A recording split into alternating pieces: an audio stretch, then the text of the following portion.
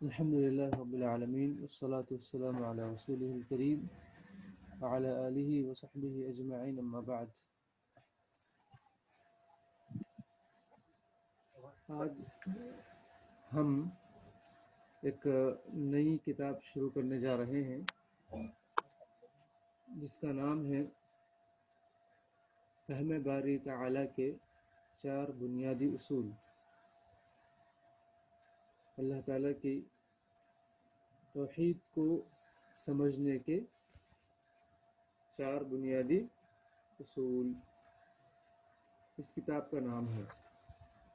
یعنی کیسے ہم اللہ تعالیٰ کو سمجھ پائیں گے، اس کے کیا اصول ہیں، اس کے کیا قواعد ہیں، اس کے کیا ضوابط ہیں. تو اس کتاب کو لکھنے والے شیخ الاسلام محمد بن عبد الوہاب رحمہ اللہ تعالی ہیں. اس کتاب کو لکھنے والے محمد بن عبد الوہاب رحمہ اللہ تعالی ہیں، اور اس کتاب کی شرح کرنے والے اور اس پر تعلیق چڑھانے والے شیخ محمد بن سعد بن عبد الرحمن الحنین ہے. عربی میں کتاب تھی، اس کا اردو میں ٹرانسلیشن کرنے والے شیخ ابو اسعد قطب محمد الاثری. اور اس کتاب کو لکھنے کے بعد ایک بڑے عالم کے پاس پیش کیا گیا اس کا ترجمہ کرنے کے بعد. تو وہ شیخ جنہوں نے اس کتاب کی تصحیح کی، اس کا مراجعہ کیا، ان کا نام ہے دکتور عبد الرحمن بن عبد الجبار الفریوائی. استاذ حدیث جامعۃ الامام محمد بن سعود الاسلامیہ ہیں، ریاض میں جو یونیورسٹی ہے اس کے یہ ٹیچر ہیں حدیث کے، اور یہ بھی موجود ہیں، باحیات ہیں، ہندوستان کے عالم ہیں، بہت بڑے عالموں میں سے شمار کیے جاتے ہیں دکتور عبد الرحمن بن عبد الجبار الفراوائی. اس کے بعد اس کتاب کو جو عربی میں اس کا نام ہے شرح القواعد الاربعہ، جو قواعد اربعہ ہیں جس کو لکھنے والے محمد بن عبد الوہاب رحمہ اللہ تعالی ہیں، اس کی شرح یہ کتاب اردو میں کی گئی ہے. اس کتاب کی جو شرح عربی میں ہے اس کا اردو میں ٹرانسلیشن کیا گیا ہے، ابھی جو اس کی تفصیلات اوپر گزری ہے. اب ہر کتاب کو پڑھنے سے پہلے ضروری ہے کہ اس کتاب کا مقدمہ پڑھیں. تو اس کتاب کو کیوں لکھا گیا، اس کے کیا مقاصد ہیں، اس کی کیا ضرورت تھی اور کیا اہمیت ہے، یہ تمام تفصیلات کا ہمیں علم ہوگا. اور ساتھ ہی ساتھ ہمیں اس بات کا بھی پتہ چلے گا کہ کتاب کس طرح لکھی گئی ہے، کیا اس میں ٹاپکس ہیں، کس چیز کے بارے میں گفتگو ہوگی اس کتاب میں. تو اس کتاب کا مقدمہ پڑھنا ہمارے لیے بھی ضروری ہے. سب سے پہلے اس کتاب کا مقدمہ جس کو شارح اس کتاب کی شرح کرنے والے شیخ نے لکھا ہے، اس کو پڑھتے ہیں. بسم اللہ الرحمن الرحیم. مقدمۃ الشارح. الحمد للہ رب العالمین والصلاة والسلام علی سید المرسلین نبینا محمد وعلی آلہ وصحبہ اجمعین، اما بعد. سب سے بہتر چیز جس میں سبقت کرنے والے اور آگے بڑھ کر مقابلہ کرنے والے مقابلہ کرتے ہیں، جو آدمی کی زندگی میں سعادت مندی اور نیک بختی اور آخرت میں کامیابی کے ضامن اور کفیل ہو اور راہ سعادت کے لیے رہنمائی کا کام دے، وہ مفید اور نفع بخش علم اور عمل صالح ہے. تو کیا بتا رہے ہیں یہاں پر، جس چیز میں انسان آگے بڑھتا ہے جو سب سے اچھی ہے وہ ہے ایمان لانا، وہ ہے علم حاصل کرنا، اور وہ علم جو انسان کو فائدہ دے، ایسا علم، اور اس پر عمل کرنا ہے. اور کہتے ہیں کہ ان دونوں کے بغیر آدمی کی سعادت ناممکن ہے. انہیں آدمی کامیاب نہیں ہو سکتا بغیر علم کے اور بغیر عمل صالح کے. پھر کہتے ہیں بلکہ مفید علم اور نیک عمل کے بلکہ مفید علم اور نیک عمل کے اسباب سے جڑے بغیر کسی طرح کی نجات اور چھٹکارا کا تصور ممکن نہیں ہے۔ تو وہ علم جو فائدہ دینے والا علم ہو اور عمل وہ نیک عمل ہو، تو اس کے اسباب سے جڑنا بھی ضروری ہے۔ جیسے مثال کے طور پر آپ علم حاصل کرنا چاہتے ہیں، ایسا علم جو آپ کو فائدہ دے، لیکن آپ ایسے مدرسے سے یا ایسے ٹیچر سے آپ کا تعلق نہیں ہے، یا ایسی اچھی کتابوں سے آپ کا تعلق نہیں ہے، قرآن اور حدیث سے آپ کا تعلق نہیں ہے، بس آپ اچھا ایسا علم جو آپ کو آخرت میں فائدہ دے، ایسا علم سیکھنا چاہتے ہیں، لیکن آپ قرآن بھی نہیں پڑھ رہے ہیں، حدیث بھی نہیں پڑھ رہے ہیں، اور اچھے ٹیچر سے بھی آپ کا ربط نہیں ہے، تو اس کے بغیر انسان کو اور سیکھنے والے کو فائدہ نہیں ہوتا ہے۔ تو ضروری ہے کہ اس کے اسباب سے جڑے رہیں۔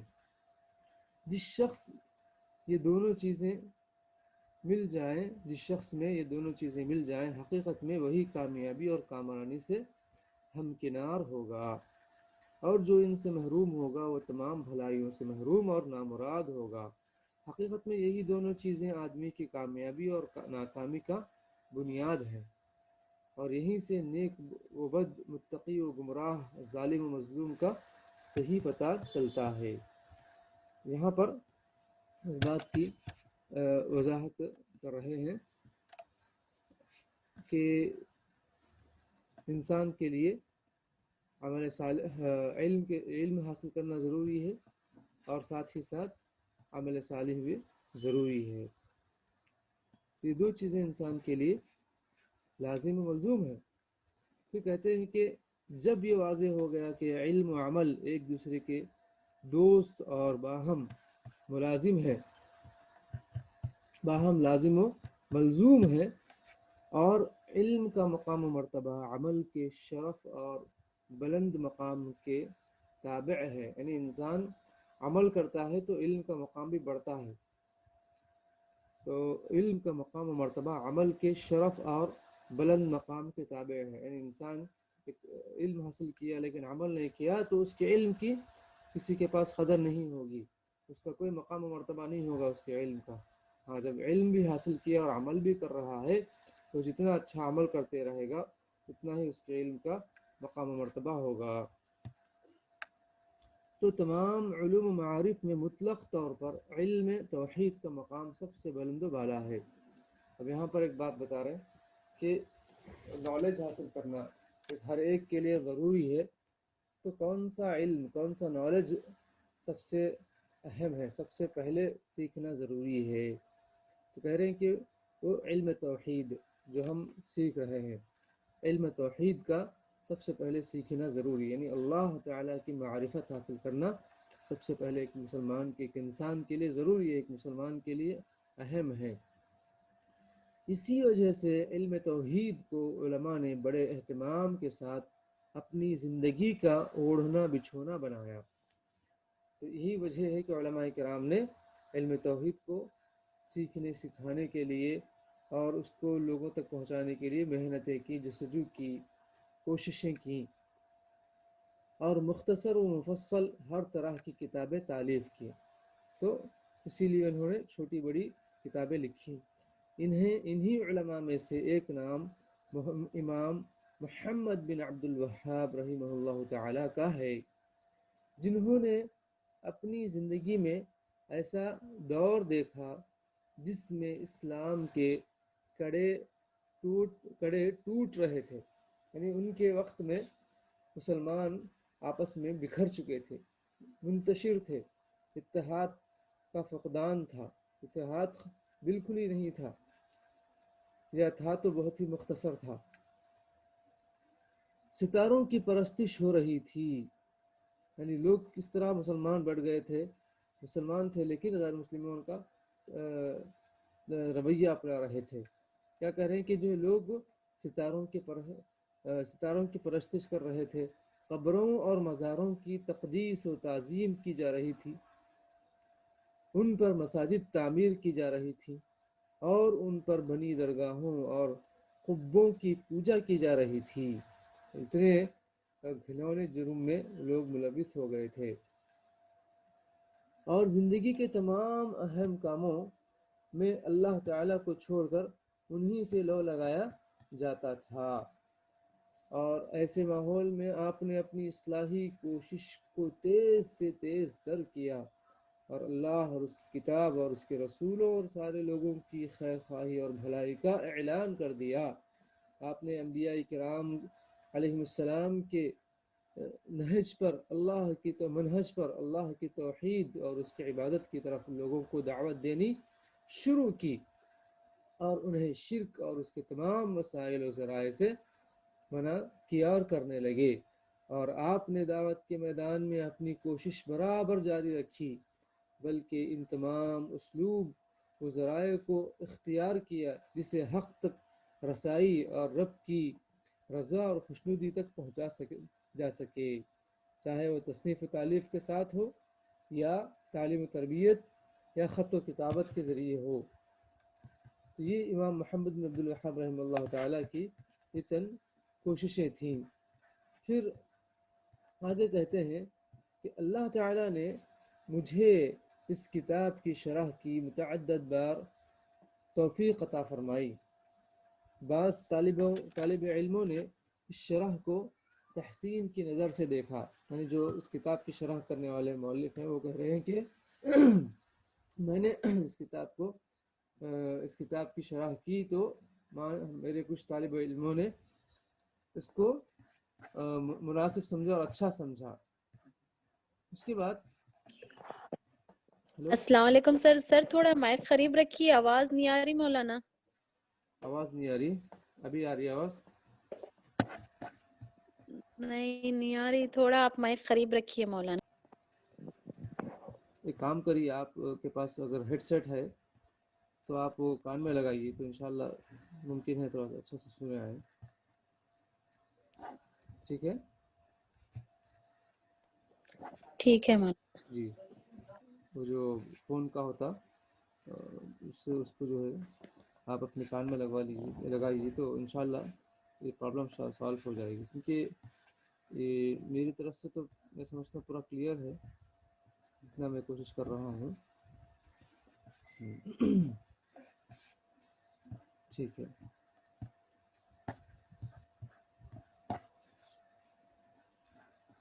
ایک منٹ۔ بسم اللہ الرحمن الرحیم۔ پھر بات آگے ہم شروع کرتے ہیں۔ تو کہہ رہے ہیں کہ جو ہے امام محمد بن عبد الوہاب رحمہ اللہ تعالیٰ کی جملہ تصانیف میں ایک مشہور کتاب القواعد الاربعہ ہے۔ ان کی اور بھی کئی کتابیں ہیں، ان میں سے ایک مشہور معروف کتاب القواعد الاربعہ ہے، جو بہت مختصر ہوتے ہوئے بڑی اہم کتاب ہے۔ دراصل یہ کتاب بہت مختصر ہے، چھوٹی کتاب ہے، لیکن بہت ہی اہم ہے۔ اس کے اندر جو باتیں لکھی ہیں بہت ہی جو ہے اہم باتیں ہیں، اور اس میں توحید خالص کی فہم سے متعلق بڑے حساس اور اہم مسائل کا صحیح علاج ہے۔ اس کتاب میں کہہ رہے ہیں کہ جو ہے اللہ تعالیٰ کی توحید کو اور خالص توحید کو سمجھنے کے متعلق بہت ہی اہم مسائل کا تذکرہ ہے۔ انہی اہم مسائل میں سے ایک مسئلہ اللہ تعالیٰ کے ساتھ اولیاء و صالحین کے شرک کا فتنہ ہے۔ انبیاء کے ساتھ اور اولیاء کے ساتھ اولیاء کی جو عبادت کرتے ہیں اللہ تعالیٰ کے ساتھ ان کی، تو یہ ایک بڑا ہی خطرناک فتنہ ہے، جو آج کے دور میں بھی یہ فتنہ لوگوں میں موجود ہے۔ بزرگان دین کو اللہ تعالیٰ کا شریک بناتے ہیں۔ تو جس کی وضاحت مؤلف رحمہ اللہ تعالیٰ نے ٹھوس دلائل اور پختہ علم اور اعلیٰ سوجھ بوجھ اور قرآن کریم کی آیتوں اور صحیح احادیث کی روشنی میں کی ہے۔ یہ اس طرح سے کہ آپ نے موحد کو عقیدے کے باب میں لا علاج پھیلی بیماریوں سے نجات بخشی، اور حق اور ہدایت کے متلاشیان کی صحیح رہنمائی فرمائی اور گمراہ فسادی کو لگام لگائی۔ تو اس طرح انہوں نے یہ کام کیا، اور اللہ تعالیٰ نے مجھے اس کتاب کی شرح کی متعدد بار توفیق عطا فرمائی، اور بعض طالب علموں نے اس شرح کو تحسین کی نظر سے دیکھا اور اسے کتابی شکل میں لانے کا مشورہ دیا، لہٰذا میں نے عام لوگوں کے فائدے کی خاطر اسے کتابی شکل دی، اور کافی غور و فکر کے بعد کچھ حذف و اضافہ کرتے ہوئے کتاب کو پایہ تکمیل تک پہنچایا، جو اب آپ کے ہاتھوں میں ہے۔ طوالت سے بچتے ہوئے اس رسالے کی شرح میں میں نے درمیانی راستہ اختیار کرتے ہوئے اختصار اور مفصل کے درمیان کا راستہ اختیار کیا۔ اب کتاب کیسے زیادہ، حالانکہ اصل متن مختصر ہے، چھوٹا ہے، لیکن اس کتاب کی شرح بھی میں نے زیادہ نہیں کی، بلکہ درمیانی انداز سے اس کی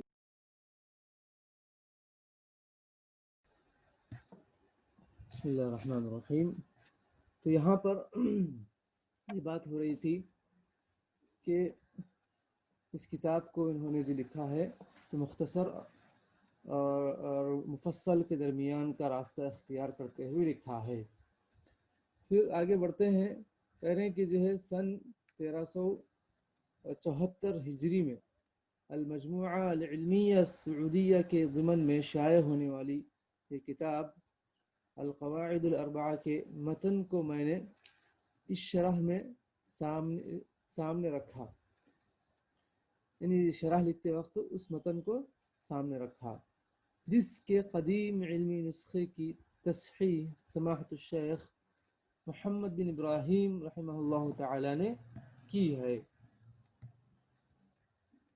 اس کے بعد کہتے ہیں، آخر میں اپنے ان فاضل مشائخ کا شکر گزار ہوں جنہوں نے اس شرح کا مراجعہ کیا اور اپنے قیمتی مشورے سے ہمیں نوازا، اور بالخصوص شیخ عبداللہ بن محمد الغیمان اور ڈاکٹر عبدالعزیز بن محمد بن علی آل عبداللطیف کا شکر گزار ہوں۔ میں اللہ تعالیٰ سے دعا کرتا ہوں کہ اللہ تعالیٰ اس کو نفع بخش بنائے۔ تو اس شرح کے لکھنے والے کون ہیں؟ محمد بن سعد بن عبد الرحمن الحنین ہیں، جو المدرس بالمعہد العلمی فی الشفا بالریاض، ریاض کے ایک معہد علمی کے مدرس ہیں۔ اس کے بعد یہاں پر یہ ان کا یہ مقدمۃ الشارح ختم ہوا۔ اس کے بعد آگے بڑھتے ہیں کہ قارئین کرام، آپ کے ہاتھوں میں اس وقت شیخ الاسلام محمد بن عبد الوہاب رحمہ اللہ تعالی کا ایک مفید کتاب قواعد اربعہ ہے، جس کی شرح و توضیح پر مشتمل یہ کتاب آپ کی خدمت میں پیش ہے۔ تو شیخ الاسلام فرماتے ہیں، یہاں سے ابتدا ہے، بسم اللہ الرحمن الرحیم، یعنی اللہ تعالیٰ کے نام سے جو رحمان الرحیم ہے، عرش عظیم کے رب اللہ کریم سے میں دعا گو ہوں کہ وہ آپ کو دنیا و آخرت میں اپنا دوست بنائے۔ یہ متن ہے، کون کہہ رہے ہیں؟ شیخ محمد بن عبد الوہاب رحمہ اللہ تعالی۔ اور اس کے بعد کہتے ہیں کہ جہاں کہیں بھی رہیں آپ، اللہ تعالیٰ آپ کو برکت والا بنائیں۔ تو ہم پڑھنے والوں کو یہ شیخ محمد بن عبد الوہاب رحمہ اللہ تعالی کی دعا ہے، اور آپ کو اپنے ان بندوں میں سے بنائیں جو اس کے فضل و احسان اور نوازش پر اس کا شکر ادا کریں، ابتلاء و آزمائش پر صبر و تحمل کا مظاہرہ کریں، اور خطا اور گناہ کے صدور اور ارتکاب پر اللہ تعالیٰ سے معافی کے طالب ہوں۔ یقیناً نعمت ملنے پر اللہ تعالیٰ کا شکر ادا کرنا، اور مصیبت پر صبر کرنا، اور گناہوں کے سرزد ہونے پر اللہ تعالیٰ سے معافی مانگنا، یہ تینوں باتیں سعادت اور نیک بختی کا عنوان ہے۔ یہاں پر شیخ الاسلام محمد بن عبد الوہاب رحمہ اللہ تعالیٰ نے ہمیں دعا دی ہے، اللہ تعالیٰ ان کے اس دعا دینے کو قبول فرمائے اور ہمارے حق میں آمین۔ اس کتاب کی ابتدا شیخ الاسلام محمد بن عبد الوہاب رحمہ اللہ تعالی نے بسم اللہ الرحمن الرحیم سے کی ہے، اور دو سبب کی بنا پر اس کو بسم اللہ الرحمن الرحیم کی ابتدا کی ہے۔ کیا ہے دو سبب؟ اب یہاں سے شرح ہو رہی ہے ایک ایک چیز کی۔ کہتے ہیں کہ پہلا یہ کہ کسی کام کی شروع کرتے وقت ایسا کرنا قرآن کریم پر عمل کرنا ہے، قرآن کریم پر عمل کرنا ہے۔ جو بھی کام شروع کرو تو اللہ تعالیٰ کے نام سے شروع کرو۔ دوسرا سبب یہ ہے کہ نبی اکرم صلی اللہ علیہ وسلم ایسا کرتے تھے، چنانچہ آپ صلی اللہ علیہ وسلم اپنے خطوط کی ابتدا بسم اللہ سے کرتے تھے، یعنی جو خط لکھتے تھے بادشاہوں کو، دعوتی خطوط، تو بسم اللہ سے اس کی ابتدا کرتے تھے، جیسا کہ صحیح بخاری اور صحیح مسلم میں عبداللہ بن عباس رضی اللہ عنہما سے مروی ہے کہ جب نبی کریم صلی اللہ علیہ وسلم نے شاہ روم ہرقل کے نام خط لکھا، یعنی ہرقل جو بادشاہ ہے اس کے نام پر ایک خط لکھا، کیا ہے شروعات کیسے کی؟ بسم اللہ الرحمن الرحیم من محمد عبد اللہ ورسولہ صلی اللہ علیہ وسلم الى ہرقل عظیم الروم۔ یہ کس کی طرف سے ہے؟ میں یہ خط اللہ کے نام سے لکھنا شروع کر رہا ہوں جو رحمان و رحیم ہے، یعنی بڑا مہربان اور نہایت رحم کرنے والا ہے۔ محمد صلی اللہ علیہ وسلم اللہ کے بندے اور اس کے رسول کی طرف سے یہ نامہ یعنی یہ خط ہے، شاہ روم ہرقل کے نام یہ ہے، یعنی یہ خط کس کے نام پر کس کی طرف لکھ کر بھیج رہا ہوں؟ یہ ہرقل کے جو شاہ روم کے بادشاہ ہرقل کے نام لکھ کر بھیج رہا ہوں۔ یہ صحیح بخاری مسلم میں۔ تو معلوم ہوا کہ بسم اللہ الرحمن الرحیم سے جو انہوں نے لکھا ہے اس کے دو سبب بیان کیے ہیں۔ ایک تو قرآن کریم کی جو مختلف صورتیں ہیں بسم اللہ الرحمن الرحیم سے اس کی ابتدا ہے، اور سلیمان علیہ السلام نے بھی کہا کہ جب خط لکھا ملک سبا کو تو انہو من سلیمان و انہو بسم اللہ الرحمن الرحیم، یعنی سلیمان کی طرف سے ہے اور اللہ کے نام سے یہ لکھ رہا ہوں۔ اور اسی طرح سورتوں کے مختلف اسٹارٹنگ میں اکثر مقامات پر بسم اللہ الرحمن الرحیم ہے۔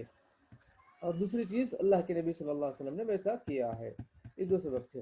پھر کہتے ہیں کہ پھر آپ نے دوسرے نمبر پر قارئین و سامعین کے لیے اللہ تعالیٰ سے دعا مانگی اور فرمایا اسأل اللہ الکریم رب العرش العظیم، اسأل اللہ الکریم رب العرش العظیم، میں اللہ کریم عرش عظیم کے رب سے دعا کرتا ہوں، جیسا کہ تمام تصانیف میں آپ کی عادت ہے کہ آپ طلباء کے لیے دعا گو ہوتے ہیں۔ کون؟ محمد بن عبد الوہاب رحمہ اللہ تعالی۔ یہ ایک طالب علم سے آپ کے خصوصی لگاؤ اور الفت و محبت کی دلیل ہے۔ طالب علم کو اہمیت دینا اور اس پر توجہ دینا ایسا اہم اخلاق ہے جس کے زیور سے ہر عالم کو آراستہ ہونا چاہیے، یعنی ہر ٹیچر کو اور ہر عالم کو چاہیے کہ وہ اپنے اسٹوڈنٹس کے لیے دعا کرے، اور اس پر نہ یہ کہ تبلیغ علم کو ایک بوجھ اور وزن سمجھ کر اس سے دستبردار ہو کر آدمی اس سے الگ ہو جائے۔ یعنی بہت سے لوگ اس طرح کرتے ہیں، علم تو سیکھتے ہیں لیکن اس کو بوجھ سمجھتے ہیں، لوگوں کو سکھانا پہنچانا، ایسا نہ ہو۔ طلباء سے لگاؤ اور ان کے مصالح سے دلچسپی حقیقت میں اگلے علماء کے اوصاف میں ایک چمکتے زیور کی طرح کی چیز ہے، یعنی پچھلے علماء بھی اس طرح کیا کرتے تھے،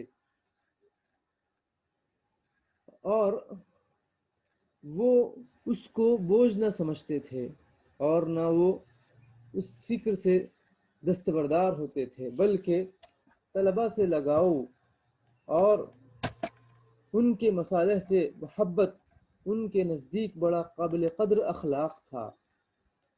چنانچہ ابن جماعہ کنانی رحمہ اللہ تعالی درس و تدریس میں عالم یعنی مدرس کے آداب و اخلاق کو شمار کرتے ہوئے فرماتے ہیں، ایک بڑے عالم گزرے ہیں ابن جماعہ الکنانی، وہ ایک عالم کے لیے جو اور ٹیچر کے لیے جو اخلاق ہونے چاہیے وہ اخلاق کو ذکر کرتے ہوئے فرماتے ہیں کہ استاذ کو چاہیے کہ وہ طالب علم کے مصالح کی پوری رعایت کرے اور اس سے نرمی اور شفقت اور احسان کا ایسا معاملہ کرے جیسا کہ وہ اپنی عزیز ترین اولاد سے کرتا ہے۔ بسا اوقات طالب علم سے بعض نازیبہ افعال سرزد ہو جاتے ہیں یا بعض ایسی کوتاہی ہو جاتی ہے جو عام طور پر انسانوں سے ہو رہی ہے، تو ایسے موقع پر وہ اس پر صبر کرے، اور بعض اوقات طالب علم سے سرزد ہو جانے والی ہے بے ادبی پر اس کو معاف بھی کر دے۔ تو ٹیچرز کو چاہیے کہ وہ اپنے اسٹوڈنٹس کو معاف کرے کچھ غلطیوں پر، فوراً اس پر تنبیہ نہ کرے، سرزنش نہ کرے، اور حتی الامکان اس کے عذر کو وسعت نظر سے دیکھے۔ جلدی کرو، اچھا جلدی جلدی، والد صاحب دوسرے کام ہے تو لوگ آتے ہیں، جلدی آؤ۔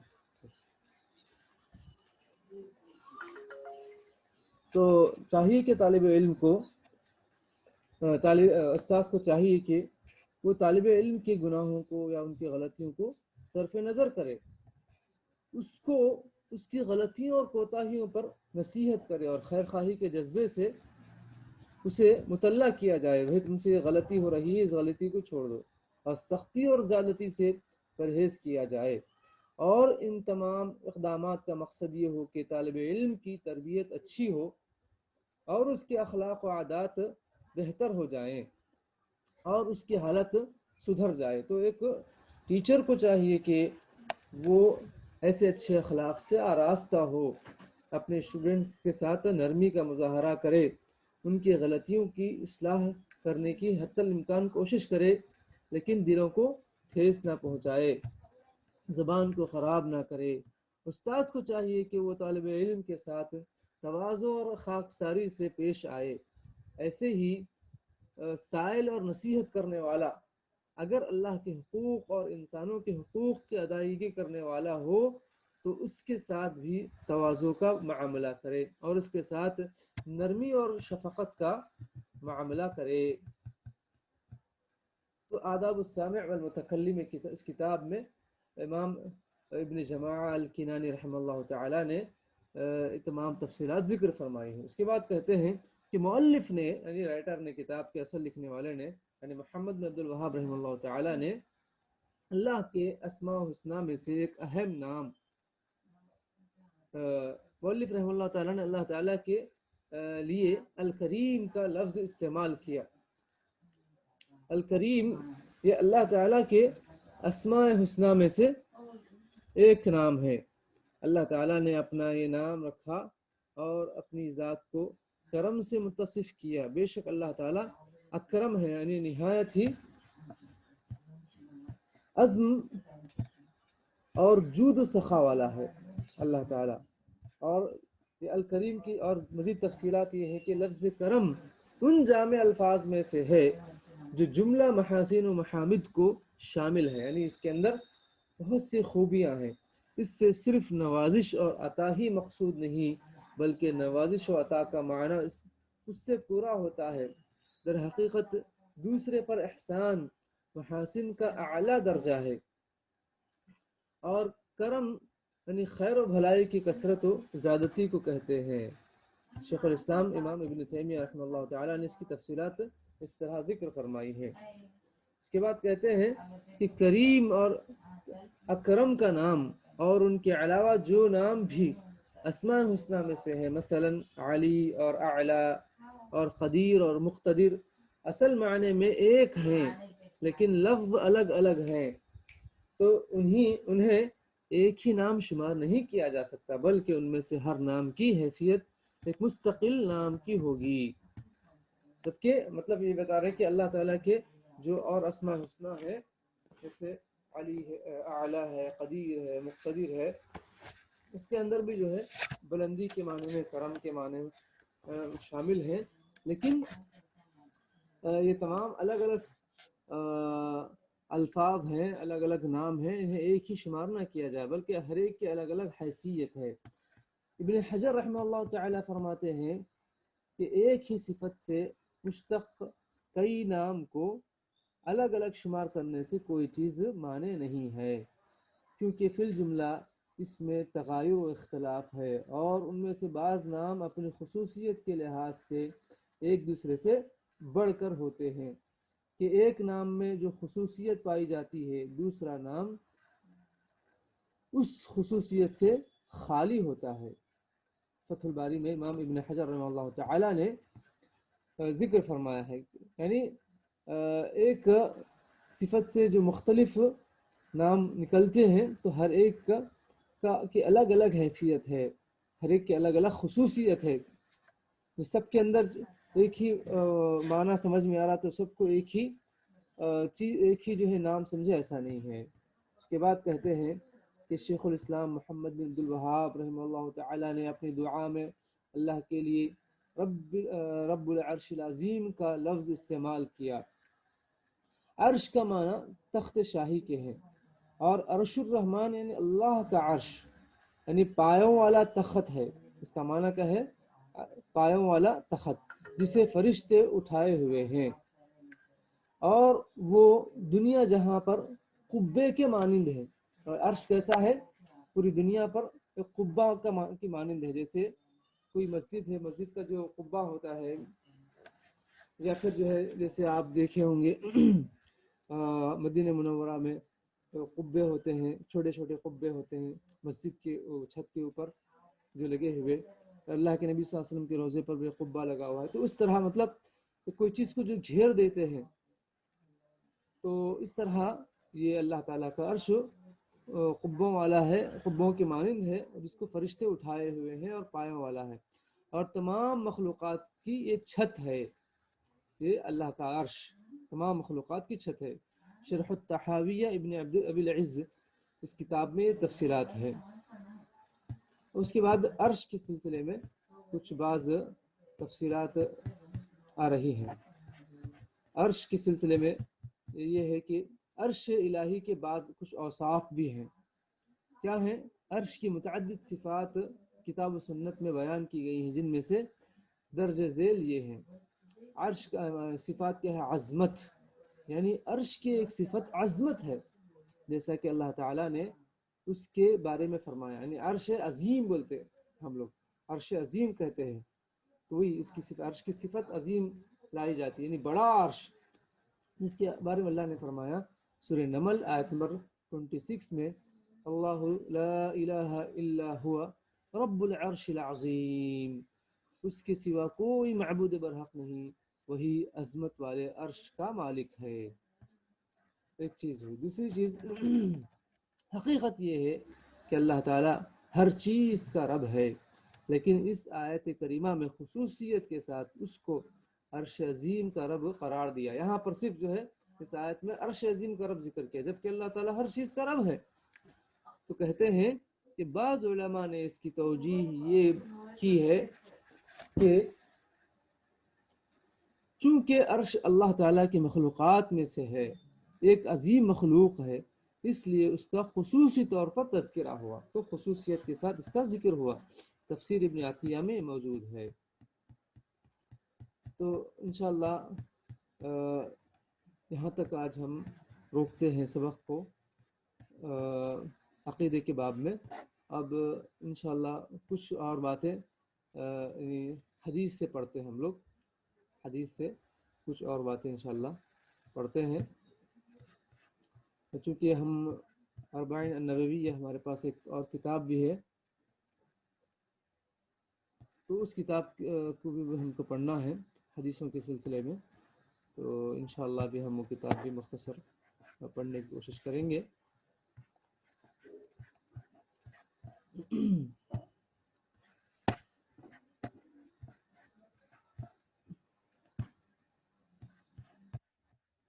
اربعین النووی، شرح اربعین النووی کی کتاب بھی ہم پڑھ رہے ہیں۔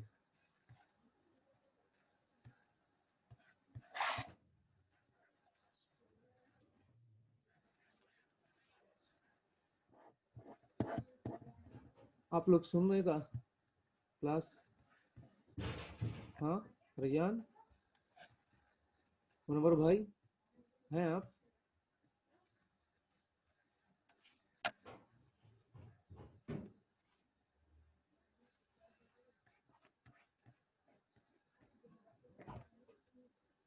منور بھائی،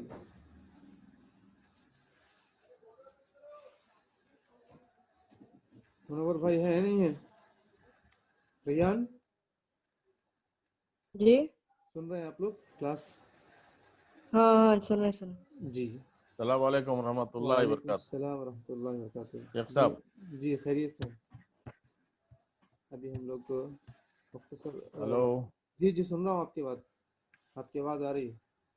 ہلو جی منور بھائی،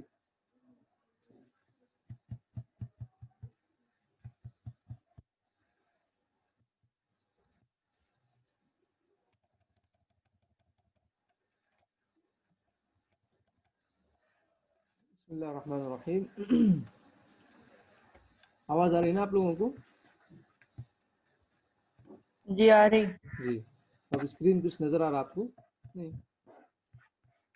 نہیں اچھا جی انشاءاللہ۔